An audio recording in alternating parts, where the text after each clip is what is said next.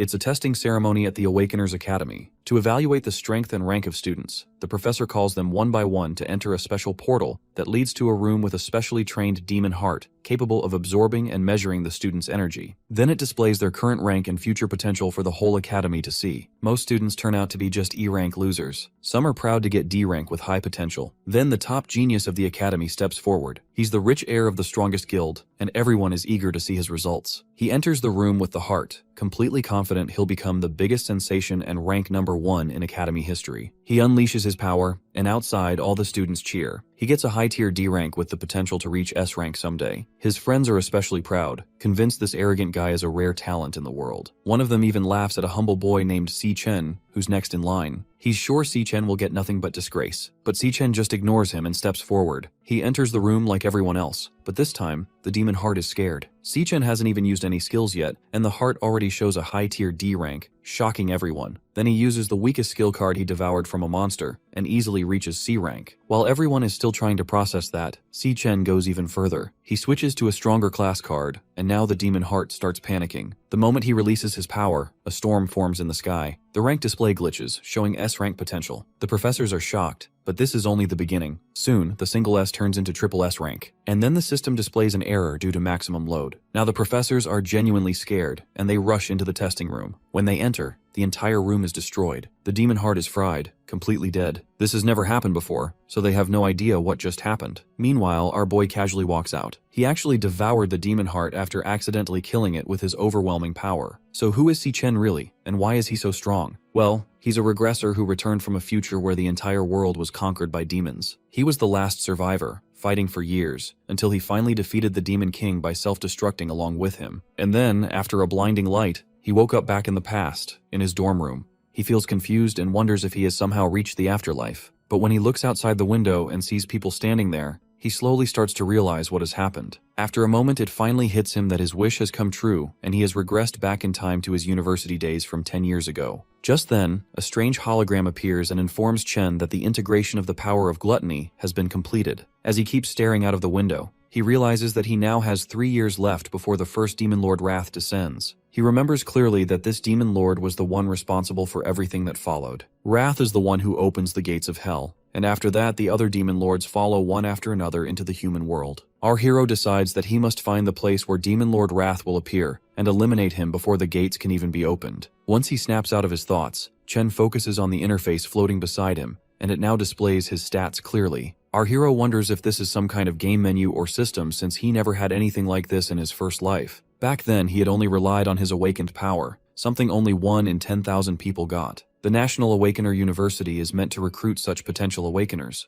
but unfortunately when Chen was here the last time, he had completely failed to awaken. At that time he had grown used to being bullied, which explains why he had woken up in the infirmary like this. Just then, the system opens another panel and shows him a lightning-type assassin card, which he instantly recognizes as the class he had obtained in his previous life. The boy gets startled and wonders if he has awakened earlier this time. He quickly decides to test it out, but before he can finish switching to the class, his roommate and friend Ma Long shows up, who is an E-ranked flower chanter. The poor guy has bandages on his cheek and has come to check whether Chen is okay. Luckily, Long cannot see the floating panels, which makes Chen certain that only he is able to see them. His friend starts examining him closely after noticing that all of Chen's injuries have already disappeared, and he wonders how a non-awakener is recovering faster than someone like him who is already awakened. Our boy remembers Long from his previous life. This same roommate had managed to awaken during university, yet he had ended up as one of the weakest awakeners, and was murdered miserably on the 3rd day after Wrath's descent. Chen smiles quietly as he looks at his old pal again. Long then reminds him that their rank test is scheduled for tomorrow and that they both need to get ready for it. Long feels bad for our boy, thinking he still has not awakened yet, but he reminds him that this rank test is extremely important if he wants to graduate. As they walk through the lively streets, Chen casually comments that it has been a long time since he has seen so many people around, which ends up scaring the hell out of his roommate. Chen keeps thinking that if he does nothing in this life, they are all going to face the same miserable future again. Because of that, he decides that he needs to train as hard as possible and raise his level quickly. However, there's another problem, since at this point in time the only way for an awakener to gain experience and level up is by defeating monsters inside demon lairs. These lairs are completely controlled by the major guilds, which means weak people or outsiders like him have almost no chance to level up at all. He opens his status window and studies his stats, wondering where he stands compared to other awakeners and even the monsters themselves. The government has classified Awakeners into ranks starting from E and going all the way up to S class. Chen knows that most students in the university are stuck at E rank, with only a few barely reaching D rank at best. He glances at his friend and quietly mocks him in his head, feeling at least confident that he ranks higher than him. Just then, a ball suddenly flies in and smacks straight into the poor nerd, knocking off his glasses and sending them shattering. It turns out they have once again run into the bully Gong Chung and his lackeys, the same guys who beat them up just the day before. Chung smirks and asks the nerd why he did not bring him crates of drinks when he already knew he was paying here. Long quickly apologizes and is about to go buy the drinks with his own money, but Chen steps in and stops him, saying that the one who should be apologizing here is actually Chung. The moment he sees the bully again, Chen is pulled back into the painful memories from his past. Back then they used to try and drown him in sink water, and instead of feeling any guilt, they would say they were just forcing him to awaken. That day they only stopped when Chen finally passed out. Long had rushed to check on him at that time, but the moment Chung heard Chen say anything, he came back just to hurt him even more. Now back in the present, Chen has made up his mind to teach these bullies a proper lesson. After hearing Chen speak up, Chung and his lackeys start moving in again, clearly ready to shut him up for good. Our hero looks straight at Chung, knowing well that this guy only picks on the weak because his older brother is a big shot as the student council president. As the bully steps closer, the students around them begin to gather, already feeling pity for Chen as they expect him to get beaten up again. When Chung reaches him, he asks once more what Chen had just said, but Chen calmly repeats that he should stop bothering them from now on. Hearing this, Chung loses his temper and immediately throws a punch at him. This time though, Chen raises his fist and blocks the attack with ease, even pushing the bully back. Everyone around them is left shocked because as far as they know, Chen has not even awakened, yet he just stopped a strong attack like it was nothing. Chung grows even more furious and rushes in again, while Chen calmly prepares himself and switches his class to Electric Assassin. Long stands there stunned, while Chung activates his indestructible demon armor and charges forward with a heavy strike. Before he can even get close, Chen dashes in first and smashes him away with a lightning-charged punch. Everyone around cannot believe their eyes as the so-called weakling Chen sends the school bully flying with a single punch. Even after getting beaten this badly, Chung refuses to calm down and shouts at his minions to step in and take revenge for him. Meanwhile, his lackeys are already shaken after seeing what Chen just did. Chung forces himself back on his feet and charges at our hero again, but once more he gets beaten down and slammed away without any chance. Watching their so-called boss get crushed like this, the lackeys quickly realize they stand no chance at all and immediately run off. The poor nerd who witnesses all of this is left completely stunned, unable to close his mouth as he struggles to accept that his roommate who got beaten just yesterday has suddenly become this strong. Chen, on the other hand, realizes that just like in his past life, he can switch into his assassin state whenever he wants, and even at level 1 his stats are enough to handle low-level awakeners, which means his current rank should be at least D. But there is still one thing he has not confirmed yet. Even after defeating someone, the system has not given him any level up. Thinking about this, Chen almost goes ahead to finish the bully completely while everyone around watches in panic. Just at the final moment, the vice president of the student council, Ling Yu, steps in and tells Chen to stop. She reminds him that even if Chung was at fault, this level of beating is already more than enough. She assures him that the bully will not dare to trouble him again, and because of that, our hero finally decides to let him go. As he backs off, Chen starts wondering why the student council is this eager to step in and save someone like Chung, even though he was merely putting up an act and didn't actually mean to murder him. He knows that people like these bullies need to be punished properly, otherwise they will keep targeting anyone weaker than them again and again. Chen then walks away with his roommate, while the bully's lackeys watch him from a distance, hiding and talking among themselves that they should never even think about provoking Chen again. That night, while Long tries to tell the other roommates how Chen has awakened into a ridiculously strong lightning assassin, none of them take his words seriously. Long keeps explaining how their once weak friend managed to beat Chung so badly, but Xiang Zuo, who is an E-ranked nucleus mage, treats it like a joke. Zuo questions that if Chen has really become such a big shot, then why is he still running around training like this? He argues that if someone is a real awakener, they would not need to rely on such basic physical training anymore. Hearing this, the gamer roommate Xiang Yu comments that from what he is hearing, it sounds like Long must have taken a serious hit to the head. Zuo continues going on, saying that the four of them are placed in this dorm because they are the weakest at the bottom, and no matter what they do, that fact is not going to change. He further claims that he himself is the strongest among the four, while Long and Yu are just support chanters. He flexes a little while telling himself there is no way Chen could have become a lightning assassin. He feels more confident than ever, and hopes that he might even rank up during the final test before their graduation tomorrow. Meanwhile, the student council president Gongting walks out after finishing a training session in an E-ranked demon lair along with Ling Yu. He notices his younger brother still standing there and asks what he is doing. Chung complains that as long as the person who beat him is still around, he cannot even sleep peacefully. Chung keeps pushing his brother, trying to convince him that he must take revenge for him. Ting calmly assures him that he will handle the mess he has created.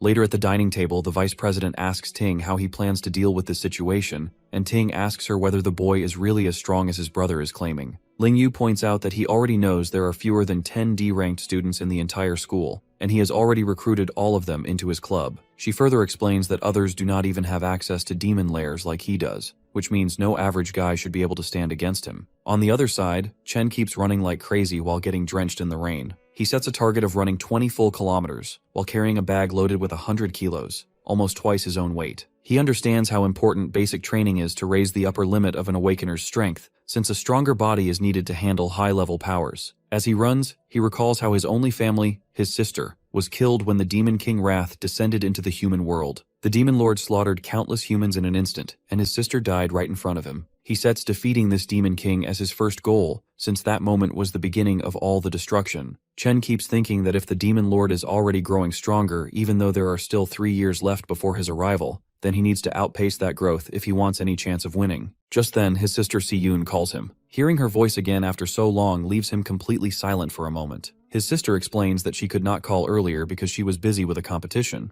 and she adds that their rent problem might be solved if she manages to win a prize. While she keeps talking, Chen quietly listens and smiles, feeling a strong resolve to protect her and give her the life she deserves this time. After the call ends, he returns to his training and completes 3 more laps around the university. Once he is done, he heads straight for a shower, feeling that he is slowly getting used to this younger body that holds strong potential for growth. He sits down and starts thinking about the demon lairs which only the rich can access. To grow stronger, he knows he will need to defeat monsters somehow. While he is stuck on this problem, he eventually falls asleep and finds himself pulled into the gluttony system. He lands in a strange place and starts wondering if this is just some kind of weird dream. Meanwhile, back outside, Long comes looking for Chen and wonders where he has suddenly disappeared. Inside that strange space, Chen sees a massive tower standing in front of him, but before he can properly take it in, a group of E-ranked cloud warriors, the Death Hounds, appear as if to greet him. Chen immediately worries that he might have somehow entered a demon lair and quickly switches his class. He decides to deal with the monsters first, and figure everything else out later since they have appeared out of nowhere. The boy easily takes down the hounds that are all bark and no bite and collects items from them. He quickly levels up to 2 and smiles, thinking he might have gotten lucky and stumbled into a demon lair. Just then, a boss monster appears, and Chen defeats it just as easily, cutting through it like it is nothing, which lets him level up again.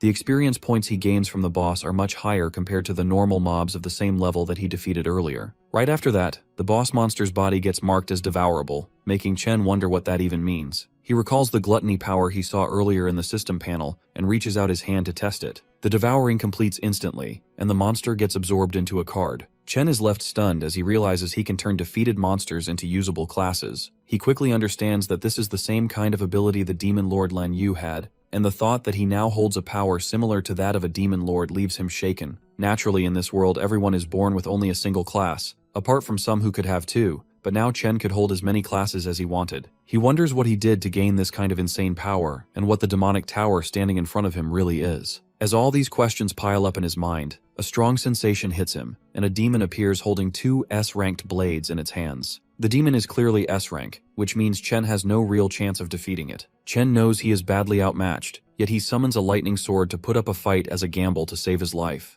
Another strange part is that for some reason the demon standing before him even knows his name. As time passes, the demon trades blows with Chen, although it is clear that all it is doing is toying with him. The demon deliberately avoids hitting vital points and keeps knocking him down again and again. After pushing Chen to his limit, the demon finally speaks and offers him the option to stay and guard the demonic tower with it if he wants to survive. When Chen still refuses, the demon slashes brutally at his arm. It threatens to finish him and explains that it has gone easy all this time, only because Chen is the only one capable of reaching this place. The demon asks him once more to reconsider, but Chen does not lose hope and refuses again, regardless of the danger he is putting himself in. He shouts as he charges himself, determined to finish it, and attacks again. All this time, he has been studying the demon's movements and has learned about the 0.4-second wind-up before each swing. He knows he can use that small time window to carefully observe the angle of the monster's wrist and dodge the attack just in time. Furthermore, he he has discovered a 0.2-second recovery lag that might give him a small but critical opening while the demon is defenseless, and he plans to use that precise moment to aim for its heart. Even though he manages to pull off this risky maneuver, he fully realizes that a D rank like him could not completely defeat an S rank, so his main goal is to paralyze the demon just long enough to create an opportunity to escape.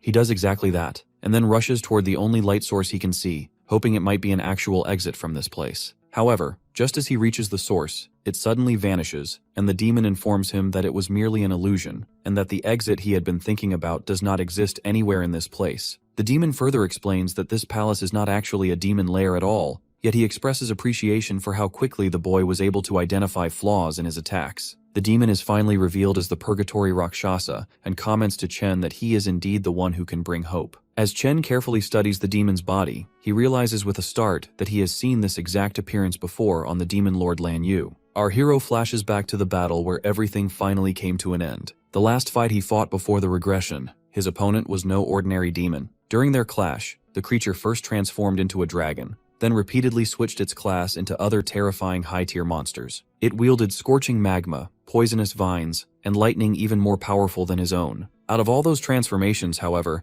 the one that truly caught his attention was the form that looked exactly like the demon standing before him now. A chilling realization strikes him. Every single transformation must have been part of Demon King Lan Yu's ability. Since that power rests within him, the demon he sees right now is simply the power of gluttony absorbed inside his body. His sharp deduction genuinely impresses the demon. It calmly states that he truly is worthy of inheriting the power that exists within this entire dimension. Chen frowns, confused about what it means by everything in the dimension. Suddenly, a golden void key materializes in the demon's hand. It is the only way for someone to enter and leave the giant tower behind him. The demon explains that Demon King Lan Yu devoured an uncountable number of powerful monsters. Guarding the tower that seals the most indomitable among them was its sacred duty. Yet now, it chooses to hand that very key over to him. Rakshasa wishes for him to devour those demons, grow stronger, and carry out the mission in its place. Perplexed, Chen asks why a demon would ever help a human. In response, the creature reveals that even within the demon realm, there are righteous beings and vile ones. One such monster slaughtered its entire clan purely for amusement, like a twisted massacre done for entertainment. Since that day, it has waited for a chance to take revenge on that evil bastard.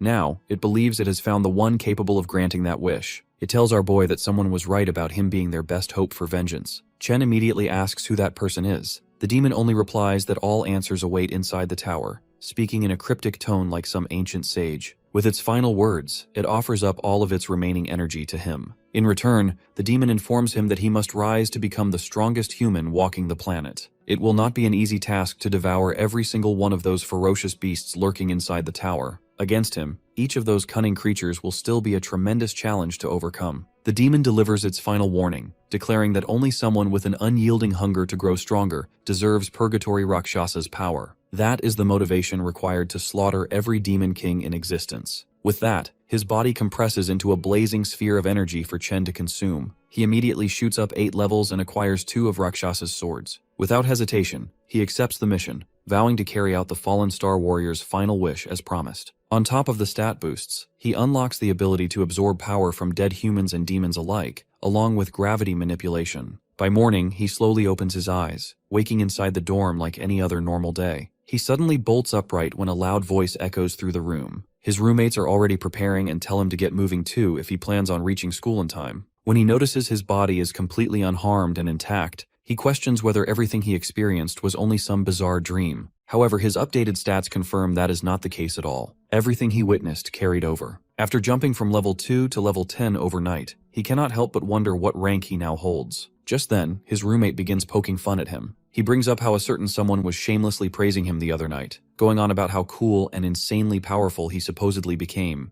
Ma Long quietly peeks from across the room, pretending like he had nothing to do with it. Either way, his roommate challenges him to prove during the ranking assessment. That will decide who is strong enough to keep the title of Dorm King. While heading to school, the self-proclaimed Dorm King proudly educates his so-called subjects that every rank is divided into 3 separate tiers. So even though they are all technically E-rank peasants, at least he places above the other bottom-tier E-losers as a proud mid-E ranker. He struts around acting superior because the gap between each tier is supposedly enormous. Fired up and overly confident, the clown claims he feels so ridiculously strong that he must have advanced a tier since their previous assessment. Annoyed as hell, Ma Long tells our boy to stop playing around and go all out, and at least secure a D rank today. That way, the dorm king might finally shut his non-stop mouth for once. Soon enough, the boys arrive at school, where everyone is anxiously gathered for the ranking ceremony. The bullies stroll in like they own the entire campus, trashing anyone who dares to look at them the wrong way. Even the dorm king's smug grin disappears like his father did, the second he sees them. But just like him, the bullies nearly lose their nerve too. Out of nowhere, they start bowing respectfully to Big Brother Chen without hesitation. His roommates slowly begin to realize that maybe everything Ma Long said was not complete nonsense after all. Our boy ignores the clowns and simply minds his own business. Then, a new challenger decides to step in front of him. The guy who acts as the school police, Student Council Officer Jian, offers him a very polite warning. Apparently, the student council president personally sent him to discipline the idiot who dared raise a hand against his precious little brother. All of Chen's friends immediately scatter and go into hiding. They are terrified of Jian, the enforcer who handles all the dirty work for the student council president. His roommates cannot figure out why the D-rank monster is suddenly targeting our boy like this. He steps right into Chen's personal space. The president's loyal lapdog boasts that his keen sense of smell lets him judge exactly how strong someone is. And right now, all he can smell from him is a pathetic, weak loser. Amused by the insult, our boy flames him back without hesitation. Gene completely loses his mind the moment he gets called a dog. Before a fight actually breaks out, the overgrown pup's master orders him to stand down before they make a public scene. After doing some digging, he discovered that his little brother was the one who started the fight first. Getting beaten up was simply the consequence of punching someone clearly above his size. With that said, the president shoots him a glare sharper than daggers. But our hero is not the slightest bit intimidated. At that moment, a professor announces that the rank assessment ceremony is officially beginning and requests all present students to step forward when their name is called. Hearing that, the president tells his dog they are leaving. He assumes this was a one-time incident, and Chen will not cause any more problems after their intimidation. Watching from high above, a man curiously asks the vice president why she is observing the ranking ceremony today. He wonders if a rookie has caught her interest. The lady smiles faintly, saying this year will be quite interesting. Soon, Shangzhou's name is announced. The dorm king feels slightly nervous as he steps through the door. The atmosphere completely shifts on the other side. You see, the assessment is conducted one by one inside a special demon lair. Inside, a demon heart connected to wires measures an awakener's rank and potential by absorbing their energy. When the awakener unleashes their strongest power, the signal transfers back to Earth, where their assessment result is revealed. The dorm king's rank turns out to be the same as last time. However, the professor looks confused when his potential takes longer than expected to appear. Ma Long stares intensely at the shifting number. After much suspense, Shangzhou's maximum potential is revealed as only C. The king walks out looking dejected, realizing all the progress he thought he made was just in his head. His roommates try to comfort him, saying they are all in the same boat anyway, stuck in E rank with the potential to reach C rank at best. A few moments later, the president's lapdog walks out proudly. He is still lower D rank, but he has the potential to reach A. Chen's roommates begin to lose all hope, since they have seen nearly 10 students reach D rank already. Even the professors are stunned that so many students have reached grade D already. It is rare for students who cannot gain real combat experience to break out of E rank. Excited, they call up the next student, the president who carries everyone's expectations on his shoulders. All eyes turn toward Gong Ting, the student who is already a guildmaster, as he walks onto the stage. Our boy stays calm, however, and patiently waits for the results. Everyone in the academy knows that Gong Ting was only lower D rank 2 years ago. The historical record for the highest grade in the academy was middle D rank, so people wonder if the president will finally raise the bar. Inside the demon lair, the demon heart's eyes slowly open in his presence. The president cannot unleash everything he has. However, he carries a burning desire to go out with a bang at the graduation ceremony, carving his name into the history books as number 1. When the professors see his potential grade glowing gold, they blink in disbelief. Their suspicions are confirmed as Gong Ting's high D rank completely blows them away. Not only that, excitement erupts through the crowd at the sight of the first potential S rank in history. The president's lackeys glaze their boss non-stop. Even Chen's roommates burn with jealousy while watching a legend being born before their eyes. The professors quietly discuss among themselves that the news must be sent immediately to the administration. They need to treat their precious S rank candidate with the utmost care, making sure he does not leave the country. On top of that, he is the youngest student involved with the guild in the academy. Their school's name is practically guaranteed to dominate the headlines. Observing from above, Principal Yuan Long realizes that Vice Pres Ling Yu already knew about his potential. That is exactly why she came personally to watch the ceremony. However, she spices things up by saying he was not the only one she came to observe today. Besides the flashy president, there is another student she finds far more intriguing. Right on cue, that very student is the next one to be called onto the stage. Jean comes up with a bright idea and decides to taunt the mysterious urban legend, as he urges him not to turn out as another E-rank trash just like his roommates. He says they will become a laughingstock if that ends up happening, and it should count as a disgrace for them to even appear at such a prestigious event in the first place. Long backs up his friend and boldly claims that he will knock everybody's socks off. The crowd stares in pure anticipation as Chen finally enters the demon lair. The demon heart instantly senses intense pressure as Chen approaches, and our hero recalls that the best way for an awakener to secure a solid future is to join a high-ranking guild. He knows that the only path to that goal lies in strong performance during the graduation combat assessment, where candidates must choose members of their liking to form a squad of 10 people. The squad that takes first place receives direct recruitment into the nation's top-tier Imperial Guild, so the purpose of this test stands very clear to everyone watching. Jean begins recruitment and introduces another low-tier D rank to his boss, while he proudly claims that their party now stands fully complete. He explains that they already have all the D ranks along with the president's brother on their team, so there is no possible way for them to lose first place at all. Chen understands that strong students will eventually gather to form the strongest party, while the weakest will also group together in the same way, which creates a brutal environment of survival of the fittest, where weak links get cast out and eliminated without hesitation. After some time passes, Long starts to feel anxious about why the screen shows no change at all, and the crowd quickly assumes that Chen must be so weak that the system fails to even register his presence properly. Chen then convinces Ting that the remaining students are nothing but trash, so they should just leave without wasting more time here. However, right as they prepare to leave, the screen suddenly flickers and reveals a high D rank label, which sends the entire crowd into chaos, while shock spreads across their faces. The president, along with the student council, also reacts in disbelief at this unexpected result. Yet the system soon detects a strange deviation within the results. It turns out that Chen uses the system to calibrate what his level 10 base stats in his unchanged physical form actually translate into during evaluation. After he sees a D rank, he switches class to the Infernal Death King, which stands as his weakest devoured class so far. The rank instantly shifts from high D to mid C, which completely blows the crowd away while the council struggles to believe that the machine still works properly at all. Even the scientists begin to question the situation as they wonder why the results keep changing, and soon they start to suspect that the machine might truly be malfunctioning beyond repair. At that exact moment, an instability appears within the demon heart, and the results deviate once again in a strange manner. Chen notices this and decides to switch to a stronger class, so he becomes the Purgatory Rakshasa. The demon heart becomes anxious, while a violent storm rises outside the demon lair, and Jian shouts in confusion. Sang treats it like a celestial omen that signals history rewriting itself since their dorm has produced a divine monster. In the very next moment, the potential flickers to S rank, which leaves both the scientists and President Ting completely stunned at what they just witnessed. However, the system suddenly displays a warning that the user's potential exceeds its maximum load and remains undetectable under current limits. Jean's brain almost shuts down like a blue screen of death as his soul nearly leaves his body from pure shock. As the system begins to break apart under overwhelming pressure, the scientists rush forward in panic to ensure that no harm reaches the student at any cost. But when they finally arrive,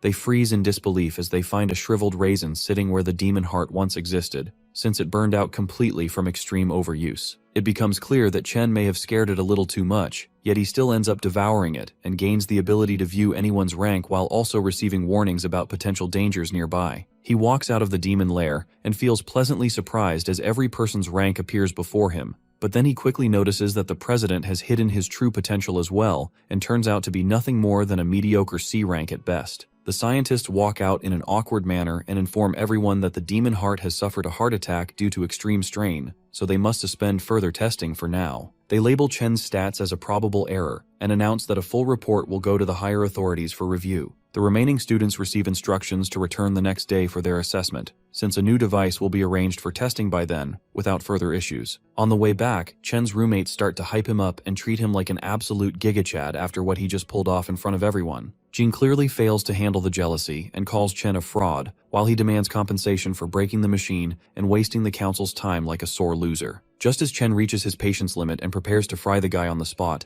Ting steps in and calls Jian out immediately. The president warns him not to disrespect their teammate, which shocks Jian on the spot, and then Ting extends his hand as he invites the newly revealed powerhouse to join his team. All the while, he confidently promises that together, they will achieve the highest score in history without question. Jean starts to have a full mental breakdown in the background because he knows that someone will need to get kicked out of the team to make space for Chen, and this situation will definitely stir trouble with the brothers. According to him, joining Ting's team almost guarantees a first-place finish without any doubt at all. So he begins to question what makes Chen so special when other people could not even bribe their way into this lineup despite all their efforts. He forces himself to swallow his pride and reluctantly welcomes Chen to the team as he places a hand on the hero's shoulder with visible hesitation. Chen immediately slaps his hand away and firmly states that he has zero interest in joining them at all. This response makes Jian sweat bullets while Ting simply watches the entire exchange in silence without any reaction. Jean snaps at Chen and claims that he has no idea what he is doing since their team already ranks #1 in the whole school without competition. Chen turns his back and walks off as he says it has nothing to do with them,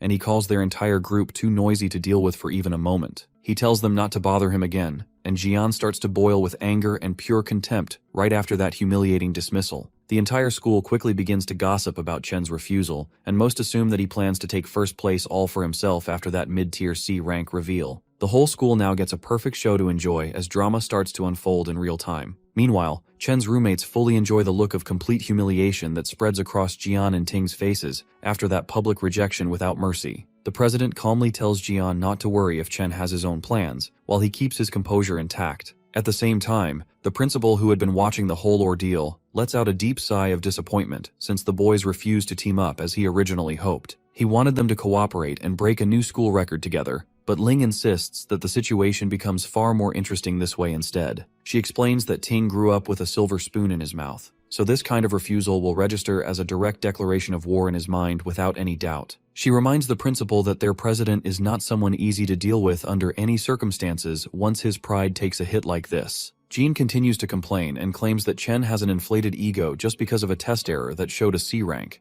but Ting hints at the possibility that the result might not be wrong at all. He admits that even if the chances seem almost non-existent, he still cannot allow anyone to take his first place away from him under any condition. Jean then recalls that Chen likely stands as a normal student with no real combat experience at all, while the council members remain elitists who have secretly trained inside a demon lair for a long time to reach their current level. He suggests that he should personally go and teach Chen a lesson for his insolence, but Ting cuts off that line of thought and asks if their president really seems petty enough to act like that. Jean immediately realizes his mistake and offers an apology, while Ting cancels their karaoke plan and tells Jian to handle everything on his own without further guidance. He adds in a cold tone that whatever Jian chooses to do has nothing to do with him, and Jian understands the message right away without needing further explanation. About 10 minutes later, an informant approaches Jian and reports that Chen has already left the school after he mentioned that he needed to go home for a while. He also explains that Chen walked out without even stopping to eat, which makes the situation even more convenient. Jean treats this as divine intervention and starts to feel excited at the chance to deal with him ruthlessly on unfamiliar ground where no one can interfere. As Chen walks across the street, he recalls that in his previous life, a peak guild once faced a disaster while they tried to conquer a demon lair within the territory of St. He country. Inside that lair, they encountered a never-before-seen monster known as Wrath, which led to immediate annihilation of the entire peak team without any resistance. The monster then escaped into the human world and caused massive destruction everywhere,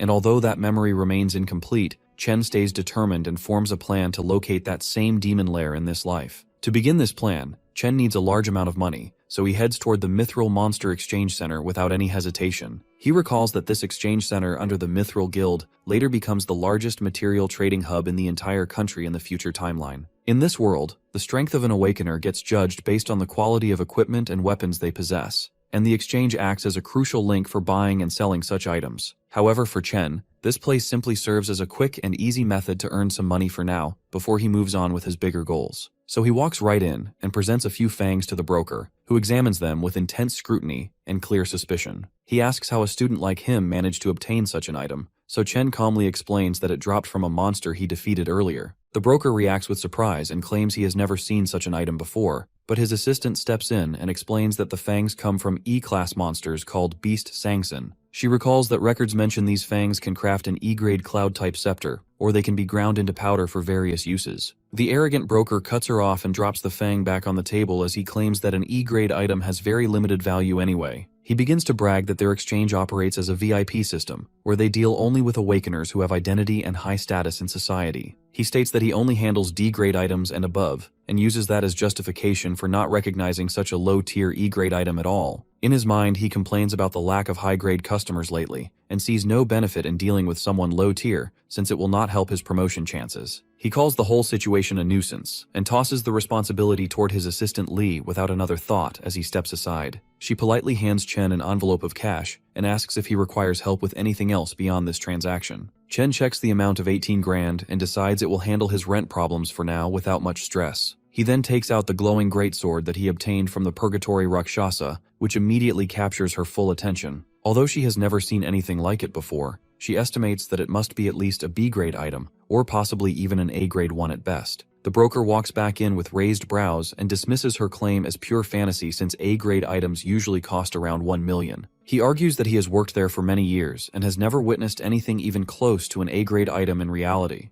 At that moment, the shop owner arrives and calmly states that the item presented here is neither A-grade nor B-grade at all. The broker praises his boss's sharp judgment and claims he already knew that a mere student could never possess something of high value like that. However, the owner explains that the weapon clearly originates from the Purgatory lands and reveals that it is actually an S-grade item. Both the broker and the assistant almost suffer a system meltdown after hearing that shocking revelation, as their expressions freeze in disbelief. The owner immediately grabs Chen's hands and warmly welcomes him as an honored guest with utmost respect. He then invites Chen to follow him into the VIP room and encourages him to make any request he desires without hesitation. Meanwhile, Chen feels satisfied as he finally sees that the owner Qingzhi has revealed himself just as expected. After settling down in the VIP room, the guild boss asks him how much he wants to sell the weapon for. Our boy immediately answers with 1 million, which surprises the green-haired guy. The boss tells him it could fetch at least tens of millions, since it is extremely valuable. However, Chen tells him that he simply wishes to use the great sword as collateral for a $1 million loan for a month. That makes the man even more flabbergasted,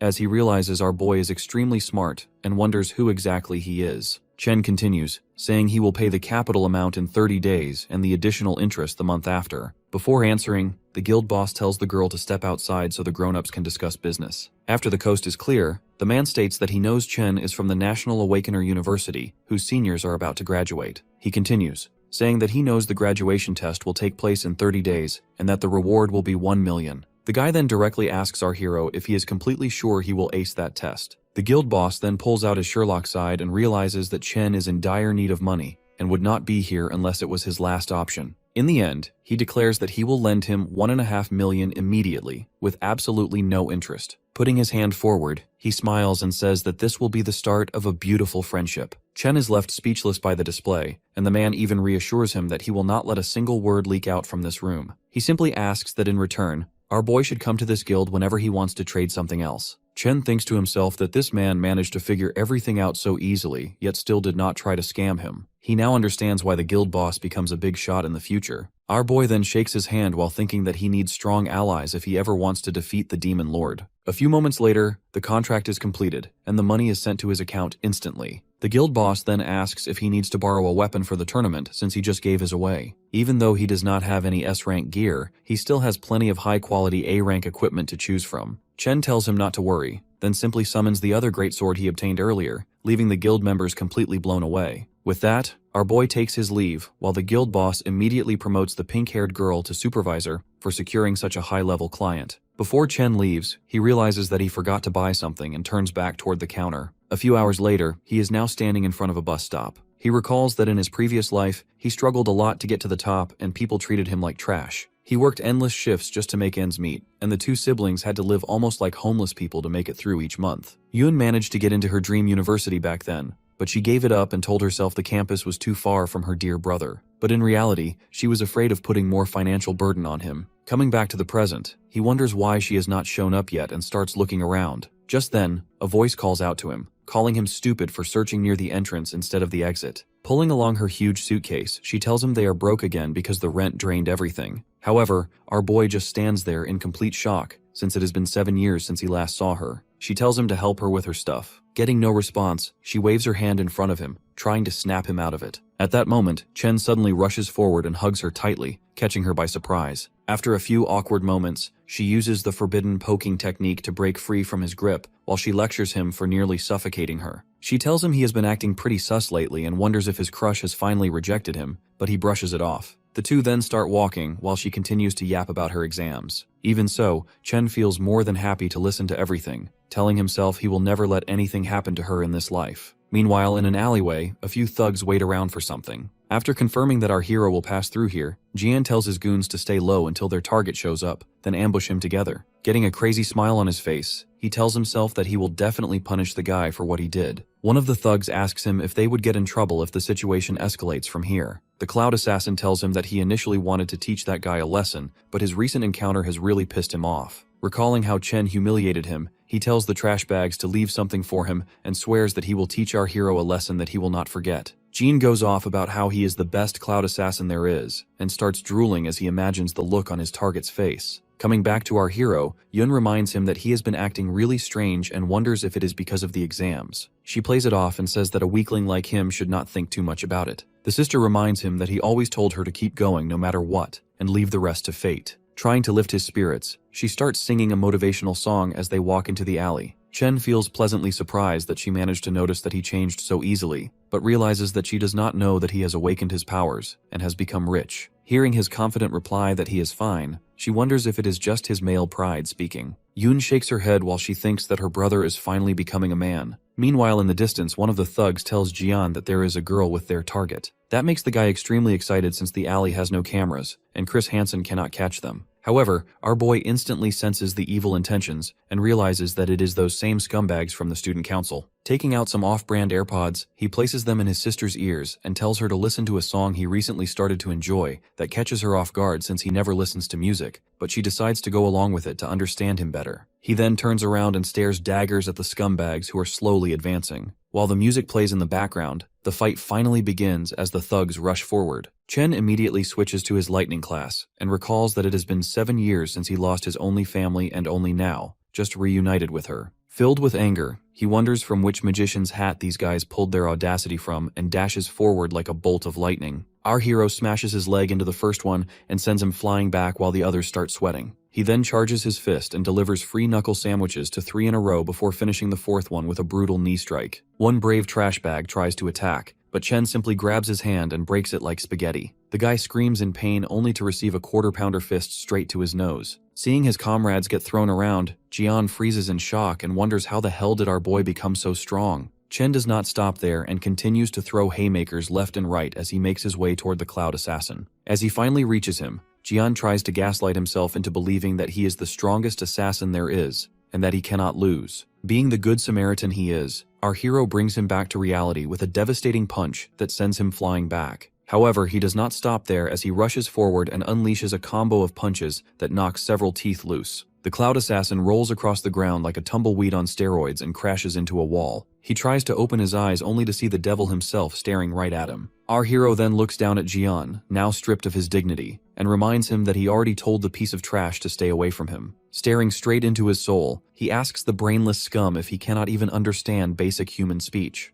The guy beaten beyond recognition cannot even feel his legs, and half the bones in his body are broken. Realizing he messed with the wrong MF, he barely manages to mumble out an apology. Chen shuts him up by grabbing his collar and pressing a dagger right against his face. Mr. Top Assassin sees it clearly in his eyes. There is absolutely zero hesitation to kill. He does not have the aura of a normal student at all. Jean cannot help but wonder what kind of hell could turn a man into a monster like Chen. With cold malice, he tells the guy to remember his words carefully if he does not want a repeat of this nightmare. He will not hesitate to tear them apart the next time they try anything stupid again. That is his final warning to them. Then he adds one more thing for emphasis. If they so much as step within a mile of his sister, he will gladly erase everyone close to them one by one. After that, he drops the dagger and walks back to Yuni's side before the song even finishes playing. By the end of it, his sister is overwhelmed with emotion. She is moved to tears by the sad and painfully lonely lyrics. She cries, confused about what her brother went through that changed him so much over the years. She even wonders if her support back then was somehow not enough. Determined, she spins around to scold him properly, but she freezes mid-sentence the instant she notices the gift in his hand. The shiny gold-plated pen she always dreamed of owning is right there in front of her eyes. Yun blushes bright red with excitement. She can hardly believe her brother bought her the newest holographic magic pen that costs more than their monthly rent. Her adorable reaction warms his heart. Her face makes it obvious she does not want to return it, even if that is the responsible thing when they are behind on rent. Hiding his fist behind his back, Chen silently swears to protect his sister's smile this time and make sure she enters her dream school. Back at home, his sister happily spends hours making holographic drawings in the air. Big brother quietly enjoys her homemade ramen and says he is glad she is happy with the gift. Even so, she still worries about him spending so much on her when they do not even have next month's rent covered. He flashes her a proud smile and reveals that their rent for a whole year is already covered.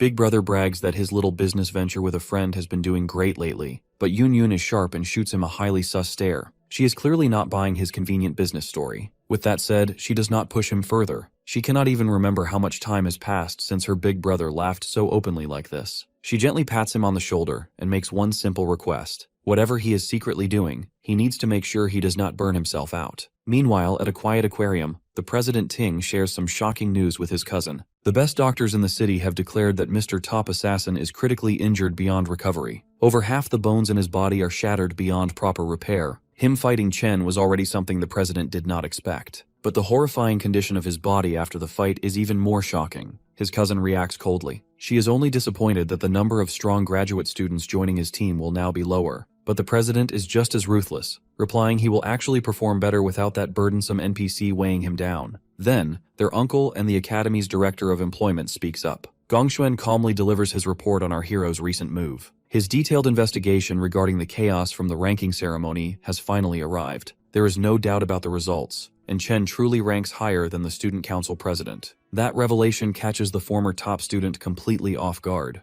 The man then offers him a serious word of advice, saying his father personally requested a vice chairman of the alliance to evaluate his combat exam performance, so he must ensure he shines the brightest among them all. In case he somehow fails to do so, the director proposes an alternative solution. The green-haired girl who is his uncle's favorite niece will help his team secure first place overall. But the council president flatly refuses the offer without hesitation. He claims he did not even display his true strength during the assessment. President Ting is more than confident in his overwhelming superiority and assures them he will dominate the entire academy alone. Back at the academy dorms, our boy washes off after finishing his daily 100-mile run with weights in his backpack. He is completely locked in on one goal, and that is winning the $1 million prize in the upcoming graduation exam. It is his only real shot at fulfilling his deal with the Mithril Guild's Qingji and building a mutually beneficial trade relationship with them. With only a few weeks left until the exam, he lies down in bed, not to rest, but to keep grinding even in his sleep. He enters his demon lair, with Demon King Lan Yu's enormous void tower standing before him. He climbs the long staircase leading to the entrance without any hesitation. His first assessment with the Gravehound King's class reached a respectable mid-C rank. On the other hand, the overwhelming strength of his Abyssal Fiend class completely overloaded the system. Even the Demon Heart itself was unable to properly classify its true potential. The only way to evaluate his remaining classes becomes obvious to him. He unlocks the Void Tower and decides to test their raw power directly on the battlefield. He steps inside, curious about what kind of brutal challenge the tower will throw at him. What he sees within widens his eyes in shock. He finds himself transported to a strange dimension where he stands atop a massive white planet floating in space. The moment he takes his very first step, he immediately drops to one knee, barely holding his body upright. In the fallen star wastes, gravity is 10 times stronger than Earth, and Chen feels the crushing pressure deep in his bones. Behind him, the tower entrance completely vanishes. He already understands that this means he must defeat the boss to reopen the exit. Before any lethal beasts can ambush him, he needs to adapt and overcome quickly. However, a phantom lion prowling nearby for prey does not seem willing to grant him that luxury. Left with no other choice, Chen switches to his lightning class instantly. The lion lunges straight at him, yet he narrowly dodges and drives a precise stab into its shoulder. The beast roars in fury, but the strike proves ineffective since it misses any vital point. He quickly realizes his attacks are just as sluggish and imprecise as his current ability to even move properly. The phantom lion easily pins him to the ground and goes to bite into him like a taco, showing just how well these monsters have adapted to the extreme gravity. He lets the lion nibble at his arm for a moment, then quickly switches his class to the Abyssal Fiend. The change instantly provides a different type of stat boost. In exchange for some speed, he gains significant strength and stamina, which are crucial for close combat situations like this. His class change slams the aggressive puppy down and immediately flips the fight in his favor. Rakshasa's ability to manipulate gravity proves invaluable. On a planet with 10 Gs, a 3-time multiplier hits with brutal force. In that instant, the lion roars furiously, but Chen shows no mercy, crushing the phantom lion into the planet's surface. Afterwards, he sprawls out across the floor to catch his breath. Gluttony surprises him with a well-deserved level-up notification. It is then explained that every class receives a star rating.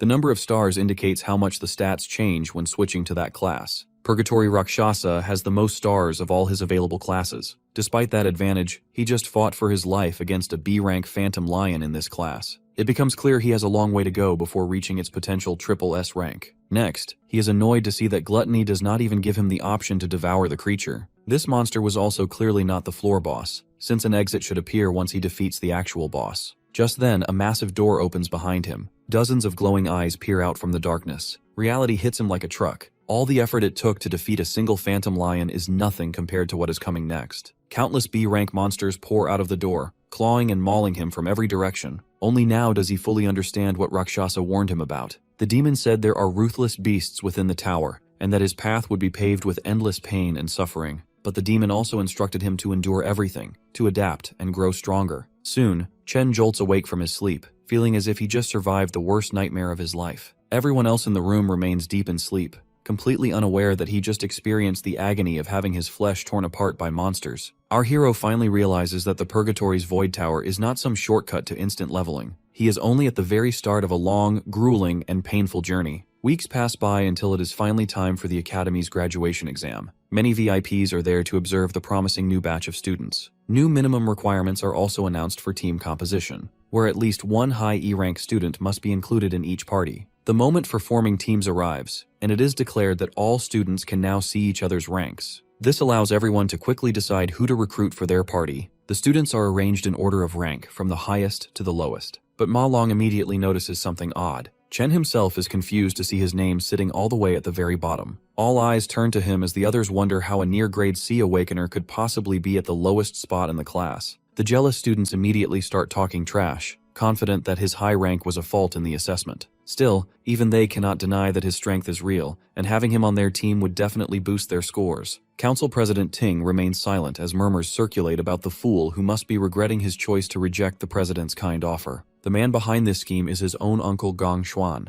The bastard assumed no one would invite our boy to their party after seeing him ranked at the very bottom. His evil plan was simple. If Chen can't even qualify, he will not get a shot at beating the president's party. Moving back to just a few hours ago, the entire classroom practically begs President Ting to let them join his team. They try their best to suck up to him, but Chung shuts them down and says that they can only add one more person. Coming back to the present, all the other students form their own teams, leaving only the weakest dorm behind. Long states that they tried asking everyone, but no one wants to join them. Since they only have 4 people right now, they cannot take part in the graduation test. He then rants that it is extremely suspicious that Chen's score was moved to the lowest rank, which makes him unfit to even take part. Since the selection criteria require at least one high-level E rank, it feels like their group was targeted on purpose. The graduation test is the only way students can showcase their talent and get scouted by high-level guilds. In the final test, the number of participants determines how many monsters the group will face, so there is no advantage in numbers. That is why no one wants anything to do with the weaklings, since that would only add an extra burden. To make things worse, the 3 lowest-ranked students are all from the same dorm, making them completely isolated. Just then, one student calls out to Zuo and tells him that they are only missing one person. The guy tries to gaslight him, saying he surely does not plan to fail the graduation test by teaming up with his weak dorm mates. Chen realizes that if this keeps going, there is a high chance they will all be left out and will not even get to compete. However, the dorm king rejects their offer and says that he will never abandon his roommates. That makes the other group leave in anger,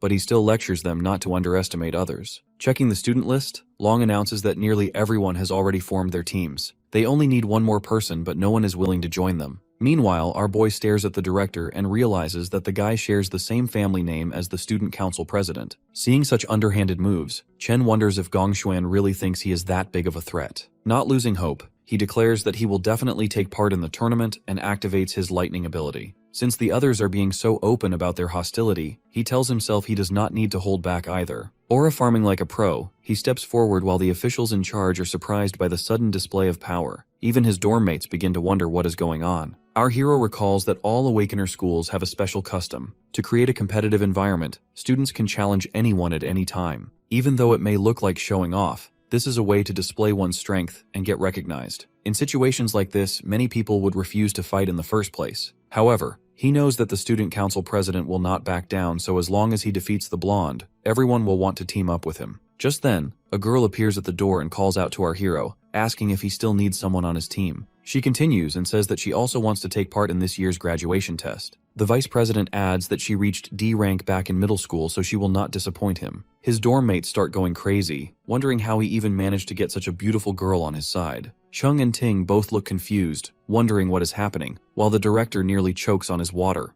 The students start gossiping and wonder why an exchange student wants to join the worst-ranked team in this test. No one truly knows who she is, but there is a rumor that she comes from the Saint Kingdom. The director nearly busts a fuse and tells her that exchange students cannot participate in the school's graduation test. He goes on to say that Ling never took any ranked tests here. Neither proved her rank, which goes against all the rules. Out of nowhere, the principal appears and says that the director is correct. Gongxuan almost has a heart attack when he sees the old man. However, the principal then asks why Ling wants to join the test since she will only stay here for a short time. Meanwhile, our boy gets caught off guard and wonders how the principal suddenly teleported since he is a warrior class. The old man explains that it would not be fair to others if she joins the test, to which she simply plays along. Chen starts sweating as he realizes that he cannot even tell what rank these two are. The director finally gathers the courage to speak up and supports the principal, saying that a school cannot function without rules. The principal then shifts his tone and explains that the purpose of this school is to provide a learning environment for awakeners so they can achieve great things in life. Even though the graduation test is a tradition, it is also one of the most important moments in a student's life. He asks that if a student cannot participate due to sudden rule changes,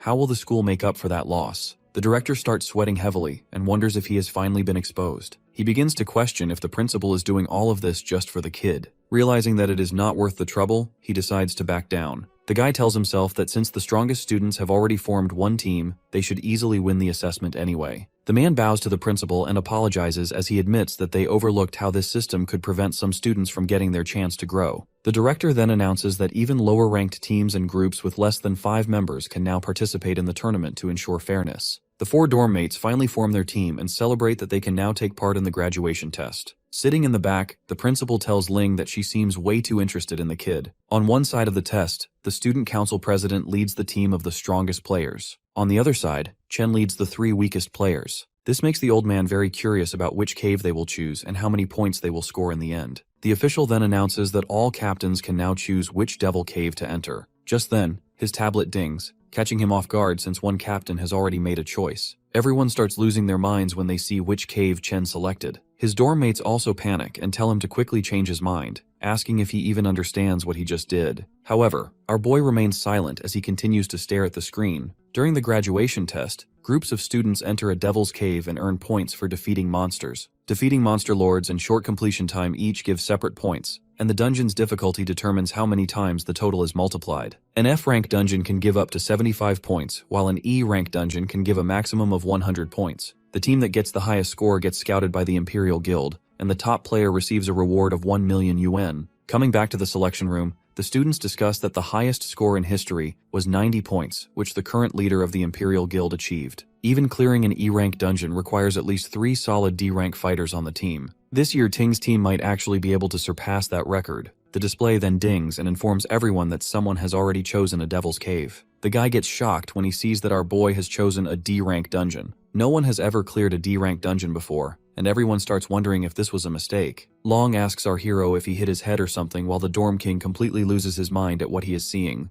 The nerd tries to talk some sense into Chen, but he reveals that he thought long and hard about this decision. The system then dings again as the student council president also selects the D-rank cave. Ting's teammates immediately accept their leader's choice, which qualifies them for the test. The classroom goes wild at the announcement while the group tries to act nonchalant. The blonde goth girl roasts our boy for trying to act tough and assumes that he only wants attention. The bald guy adds that his weak teammates would never agree to this and that the team will fall apart. Long studies Chen's face and realizes that he is not faking this at all. He wonders when his friend became this strong and how much he has changed. After making up his mind, the nerd presses the confirm button and decides to trust his friend. Yo also hits the green button cave since he feels like he has nothing to lose. The dorm king gets annoyed that the two made their choice before him and also presses the button. With that, the system officially qualifies their team for the test. Looking at his dorm mates, Chen apologizes and reveals that he chose this dungeon because he wants to become the top scorer. He realizes he is forcing them into his dream, but reassures them they will reach the top together. Hearing his words, the president suddenly stands up and declares that the top spot belongs to him alone. Chen turns around and faces him directly. Ting releases an intimidating aura and states that there can only be one strongest student in the entire school. Standing in the back, Ling gets surprised, since this is the first time she has seen such strong emotions from him.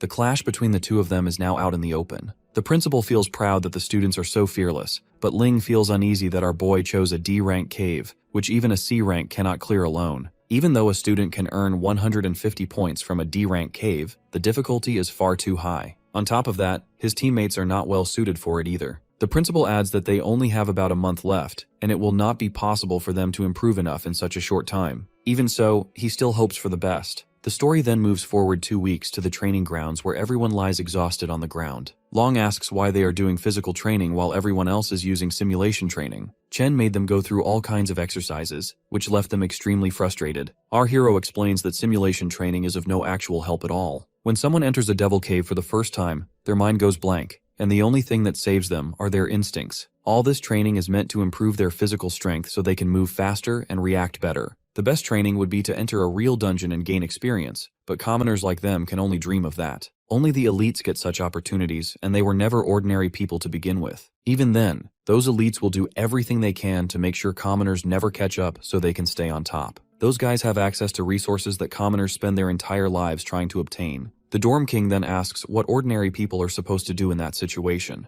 Chen reveals his plan and says that if they manage to enter the Imperial Guild, then they can change the entire system. The graduation test is the only chance for anyone to truly surpass the elites. Since that is his dream, Chen swears to do everything he can to make good on the promise he made, and that they will definitely win. With only half a month remaining until the graduation exam, our boy farms inside the Void Tower every single night. Defeating the Phantom Lions is no easy task, but he refuses to quit no matter how brutally they slam him around. 5 days before the exam, his roommates are training with everything they have. Our boy, however, is on a completely different level. His insane regimen makes the Hashira training arc look like warm-up. With just 2 days left, his rival is clearly not slacking on training either. But Chen is improving at an even faster rate, and now he can confidently hold his own against an entire pack of lions under bone-crushing gravity. With blood streaking down his face, he has never looked more prepared to win. On the day of the exam, a small drone floats with the participants, acting as their guides. The boys walk in dressed in matching outfits, looking dapper as hell. Once all participants put on their wristbands, the exam officially begins. Meanwhile, the academy principal warmly greets Gong Lin. The sharp-looking man is President Ting's father, who co-founded the Imperial Guild. The students cannot stop staring when they see the Imperial Guild co-leader, gawking at him like he is an exotic animal from the zoo. Their curiosity peaks when they see the guild co-founder and principal welcome a sleek white limo. A red-haired gentleman, Carl Cavendish, calmly steps out of the vehicle. The students freak out, because anyone would recognize the World Guild Alliance's vice chairman. Someone of his status would never normally appear anywhere near this neighborhood. Inside a VIP room, the director briefs the honored guests that a total of 23 teams are taking on F-rank demon lairs. Some groups selected grade E lairs, while only 2 teams boldly chose D-rank lairs. The Alliance Secretary Sigrid looks genuinely surprised that students would make such a reckless decision. Normally, even a D-rank party would carefully prepare before attempting a grade D lair. She questions whether the academy truly considered the students' safety. Hearing that concern, the director calmly clarifies that the students fully understand what they signed up for. He made it very clear that awakeners with 0 real combat experience typically struggle even against F-rank monsters. But the real threat lies in the lair's boss, which far outclasses the weaker mobs by several levels. Many teams ultimately fail at the end, unable to overcome the boss monster. However, things are completely different inside E-rank lairs. Even the most basic monsters there possess strength equal to an F-rank boss. That harsh reality is something students usually learn the hard way. The Alliance Secretary asks whether there is any proper safeguard once the situation turns dangerous. The director reassures her that the academy deeply values its most promising assets. For student safety, a warrior from the Imperial Guild is stationed outside every lair, ready to step in if anything goes wrong. On top of that, the wristbands each student wears can instantly teleport them out if they choose to surrender or if their life is truly at risk. Hearing this, the lady remains doubtful that the academy has students talented enough to challenge a D-rank lair. She quietly wonders how long those teams can realistically hold out. The director, however, is confident that the little E-rank troublemakers will likely come running out in tears. Shifting to the D-rank dungeon filled with gigantic trees coated in thick ice, Chen's roommates are visibly terrified. Anyone would be after seeing the nightmare fuel creatures that look like a bizarre bats and monkey hybrid. He quickly warns his party that those monsters dive at their targets in the blink of an eye, so they had better keep their eyes wide open. Suddenly, a flock of the ghost monkey bats swoops down straight at them. Shockingly, all the boys manage to awkwardly dodge the monster's lightning-fast strikes. While they are still hyped that they avoided a D-rank creature's attack, something even crazier catches their attention. Our boy stands there calmly with a lightning sword in hand, surrounded by monster corpses already lying cold at his feet. He orders his team to focus on saving themselves first since they are not strong enough yet, and to leave the rest in his hands. Just then, another ghost monkey bat lunges at them with supersonic speed, but they barely manage to dodge it in the nick of time. Shangzhou suddenly realizes that our hero had actually been pushing them to train their reflexes and explosive speed so they could survive against demons like this. Zhu grits his teeth, knowing he had been calling himself the Dorm King all this time. Yet now His Majesty has no choice but to rely on his random roommate. In the meantime, Chen completely wipes out the remaining ghost monkeys. They dive toward him in waves, but the Gigachad slices them down before they can even process that they got disconnected from the server. The Dorm King mumbles to himself that he always heard from Ma Long that Chen was strong, but this is the first time he has witnessed it himself. To him, Chen does not look like a mere graduate student at all, but more like a battle-hardened soldier. As the slaughter continues, the ex-Dorm King feels jealousy creeping in over our hero's rising reputation. Out of nowhere, another monster appears behind the group, and he barely manages to block its strike. He grabs the creature's leg with his flaming hands and shouts at his teammates. He yells at them to stop acting like dead weight and get it together. Chen is not the only one whose graduation is on the line.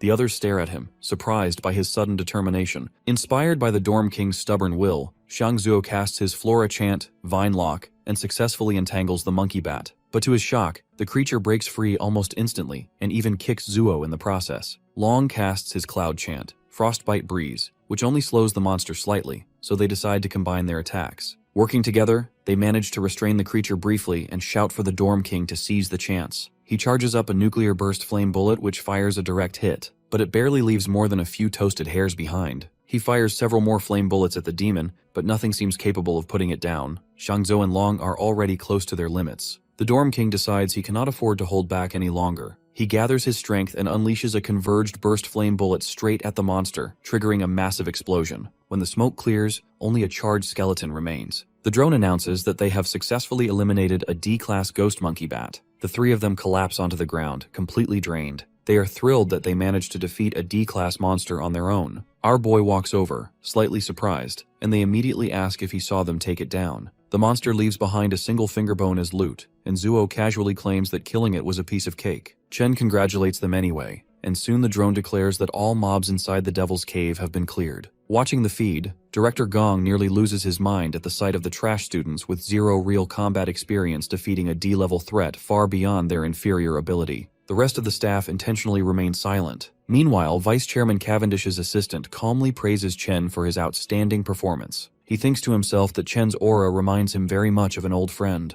The Vice Chairman mentions Chen's name and makes a note to remember him, which immediately alarms President Ting's father and the director. The director quickly shifts their attention toward the student council team inside the other D-rank cave to avoid further focus on Chen. He points out that the team has already reached the middle section, and the chairman's aide praises their coordination, while comparing it to the efficiency of a professional guild raid team. This reaction amuses Chairman Carl, and he remarks that the quality of graduates this year appears truly exceptional compared to previous batches. Director Gong quietly adds under his breath that the real battle has only just begun, and the true spectacle has yet to reveal itself to everyone present. Back inside the D-rank Toxic Vine Cavern, the President's party faces an attack from miasma poison mushroom monsters that emerge from all directions. A girl plucks her guitar and releases an elegy of decay, while a star mage links the mushrooms together with his star attraction ability for a coordinated strike. He then calls for the captain, and the President charges forward with his sword ready to finish the attack in style. With a single swift strike, the mushroom monsters burst apart as the President unleashes his blazing sky sever with precision. His teammates observe that the monsters in this school assessment match exactly with those they encountered during their earlier training sessions. Because of this familiarity, the party handles the situation without much difficulty or pressure at all. They had already expected that the graduation assessment would be arranged in advance by the school authorities, since proper backing ensures a far smoother path in life afterward. With that belief in mind, they begin to celebrate early as they feel completely confident that they will secure the champion position this year without any real challenge. Returning to the final level of the Cloud Forest, the boys are shocked that they actually survived this far and reach the Lair Lord. In the middle of a frozen wasteland, they see a ghost ape calmly enjoying its meal. The Dorm King starts sweating instantly just imagining the monster's overwhelming strength. One slap from that thing would probably send him straight to the afterlife. As if on cue, the creature slowly locks eyes on the weakest target in the group.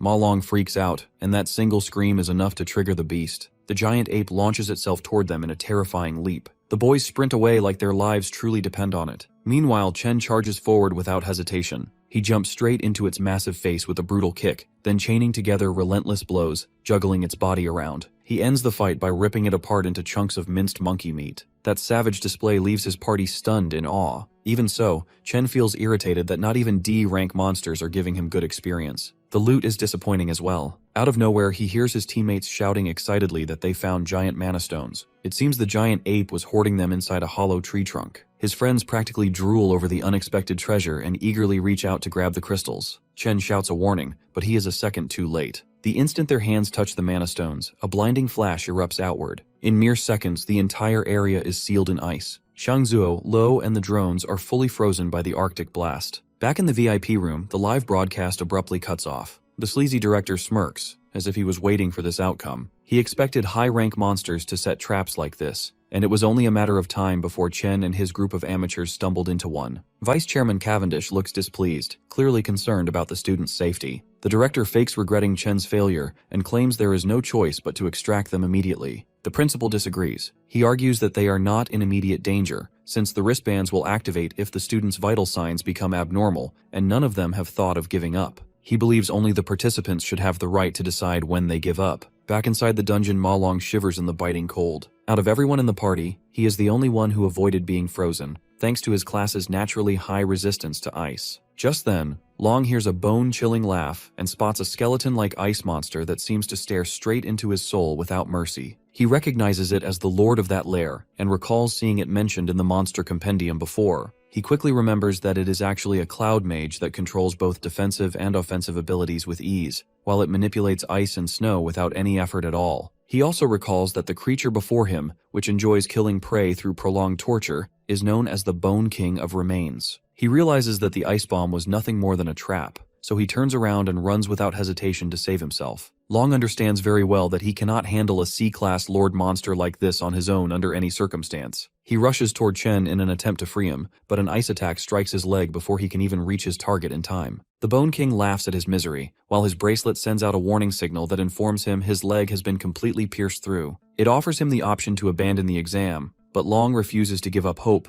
and still tries to thaw Chen out before they lose their only advantage. At that moment, another ice shard shoots through his arm, which stops him from freeing Chen despite his desperate effort. The Bone King enjoys Long's suffering as it watches him endure unbearable pain, while his bracelet issues another warning about severe damage. It detects that his arm has also been pierced through and notes that his heart rate has risen to a dangerous level, then offers him the option to abandon the exam once again, but the kid slips into a flashback instead. He recalls that throughout his life, he always ran away from problems the moment hardship appeared, and that habit left him behind every single time without exception. He remembers how people ignored him, bullied him, and laughed at him, yet he and his friends spent too much effort to reach this point now. He sees this moment as his final chance to change their fate, so he gathers the last of his strength, stands up, and manages to release Chen at last. He stands tall as the Bone King unleashes a barrage of icicles straight toward him without any pause. Just as the attack is about to land, he lets out a loud roar, and Chen finally opens his eyes at that exact moment. The ice block shatters into pieces, and Chen rushes forward as he carries Long away from danger in one swift move. This sudden escape catches the Bone King off guard, while Long quickly realizes that Chen managed to break free from the icy prison entirely on his own in the end. The warrior thanks Long for helping him earlier and immediately asks about his condition with clear concern. Long replies that the bleeding has stopped for now, so he will survive without further issues at least for the moment. He informs Chen that the monster they face is a cloud type, C-rank lord known as the Bone King, and he warns that it is extremely dangerous in combat. He adds that they must avoid getting frozen again at any cost if they want even a slight chance to survive this encounter. They turn back and see the Bone King charge up a massive cluster of ice shards, which quickly forms into a massive glacier attack ready to fire. Long is stunned, realizing that the monster is about to drop a giant ice nuke on them,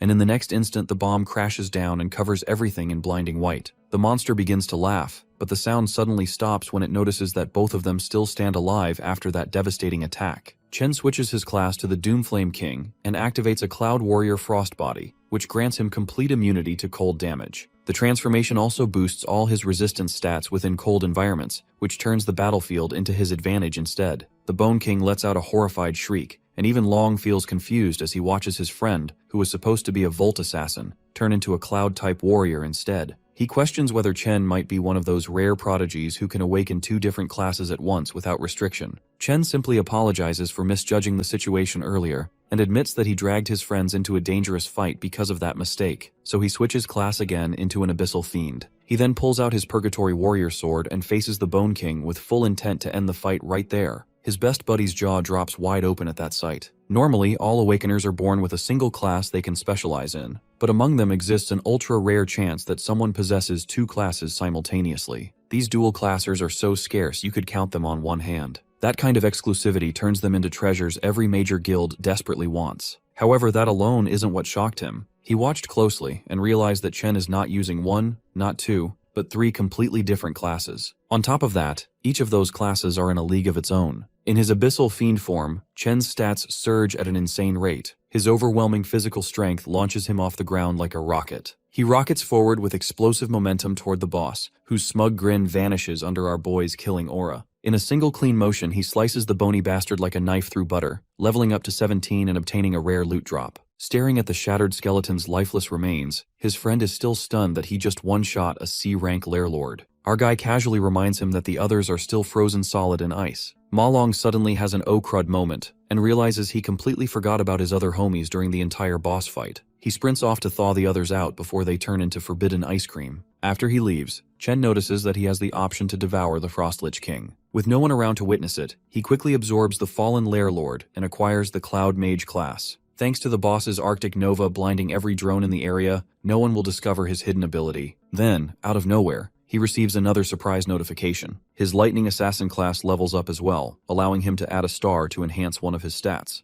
The scene then shifts to the D-rank lair, Gloomvine Grotto, where the council president's team is getting absolutely overwhelmed. No matter how fiercely they attack, the D-rank boss proves far too durable for these amateur awakeners. The mage restraining the monster's movements with chains is already on the verge of collapse, and the lightning archer's arrows feel more like a light massage than real damage to the lair lord. They get tossed around like cheap action figures in a Happy Meal toy box. The humiliation makes them question whether all those combat simulations were completely pointless. They have never faced anything even close to this level of power. The mage quickly realizes that the president is their only real hope of defeating the boss. Far in the backline, the president makes a dramatic pose. He charges his ultimate skill while being buffed by the support mages. With enough energy finally gathered, he launches himself at the boss with his blazing sword. The blade pierces straight through its core and erupts into a storm of flames that melt it from the inside out. His teammates erupt in cheers, celebrating the rise of a legend whose name will supposedly enter the history books. The drone announces that their team has cleared a grade D lair in just over 30 minutes. Completely fired up, his party is convinced they bagged first place. No other team could possibly beat that time. They exit the lair eagerly, expecting to see their names shining proudly at the very top of the rankings. Soon, they walk through the hallways filled with students who surrendered and teleported out early. Most of them look utterly traumatized, still haunted by the demons they encountered for the first time. The president's lackey happens to spot our boy and his squad sitting off to the side as well. One glance at his exhausted group makes it clear. They must have flopped instantly the moment they went inside. The lackey smugly walks over, mocking Chen for supposedly failing halfway through after all that bold attitude earlier. The loyal dog continues barking, but his master silences him, because the Alliance vice chairman is approaching. The elegant man claps slowly and congratulates the students on their spectacular performance. As he walks closer, the president keeps a calm expression, while his underlings nearly tremble with excitement at standing before one of the world's most powerful figures. President Ting confidently extends his hand for a handshake. However, Mr. Cavendish completely ignores it, walking straight past him without even a glance. Suffering such open humiliation, the president feels his pride shatter internally. To make matters worse, the vice chairman loudly calls his rival a true legend. The man grips Chen's shoulder and announces for everyone nearby to hear that he cleared a D-rank dungeon in just 20 minutes. Not even professional teams from his own guild have ever achieved such a record. Both the council president and his goons go completely speechless. They fail to process how 4 bottom-feeding nobodies beat their full 10-man squad in time and actually cleared a D-rank lair. Meanwhile, Chen does not even blink. Receiving praise from the most powerful man in the country means absolutely nothing to him. At the same time, he cannot help but wonder why such an influential figure personally came to this academy. Anyway, Carl Cavendish calmly states that he will remember Chen's name very well. Then he turns to Gong Lin, the man who invited him here in the first place. The vice chairman casually remarks that his son is talented as well, offering a half-baked compliment at best. That leaves a bitter taste in the mouths of both father and son. With that said, the vice chairman announces that it is time for him to leave. The director quickly steps in to smooth things over. He declares the final results, announcing that both top teams have tied in score. As a result, they will all receive an official invitation to join the Imperial Guild. That news sounds like heavenly music to Chen's roommates, because they are basically set for life thanks to his massive carry. President Ting's lackeys celebrate too, but the man himself is far from pleased with this outcome. Then the director adds that the captains will receive management roles within the guild for their leadership, and the $1 million cash prize will be split evenly between them. Hearing that, both team leaders are visibly surprised. Chen quietly worries that $500,000 will not be enough to settle his debt. He needs to figure out another way to earn the remaining amount and fulfill his promise to the Mithril Exchange Guild. But that concern may not matter, because President Ting openly refuses to accept a tie. He boldly declares that a 1 versus 1 duel will determine the true winner. There can only be one champion. That sudden challenge is so shocking that it draws the attention of the director and even the vice chairman. Alarmed by his nephew's reckless move, the director urgently tries to persuade him to accept the current outcome instead. The old man explains that a tie is already the best possible outcome, especially after his earlier humiliation. He remains calm, assuming our boy will reject such a pointless duel. But my guy immediately accepts the challenge, on the condition that the winner takes the entire $1 million prize. That spicy twist is wild enough to make the vice chairman pause and cancel his departure. With that settled, Chen steps forward to face him directly, ready to settle the score once and